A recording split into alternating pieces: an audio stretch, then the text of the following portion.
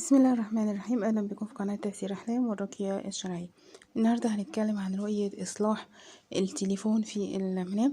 اتكلمنا قبل كده عن كسر التليفون، الفيديو موجود في القناة. النهاردة هنتكلم لو شفنا ان احنا بنصلح التليفون ده او رجعناه جديد زي ما كان.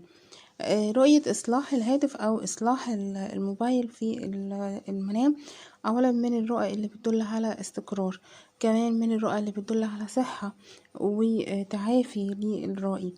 لما تشوف الفتاة العزباء ان هي بتصلح التليفون بتاعها، فمعنى كده ان هي هتبعد عن اخطاء هي كانت بترتكبها قبل كده، وهتسمع نصايح، وكمان من الرموز اللي بتدل على اصلاح حالها بشكل عام.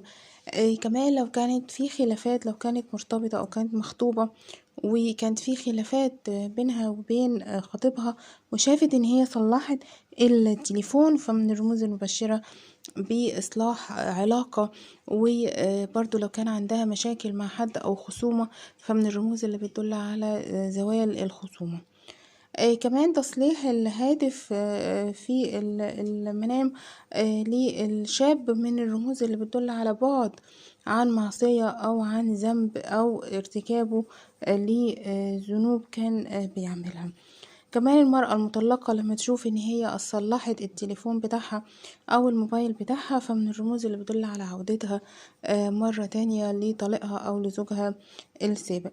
كمان المرأة المتزوجة لما تشوف ان هي صلحت التليفون بتاعها، فمن الرموز برضو لو كان عندها خلافات او كان عندها مشاكل زوجية او عائلية، فبشارة ليها بانتهاء المشاكل دي وحل الخلافات أو حل المشاكل.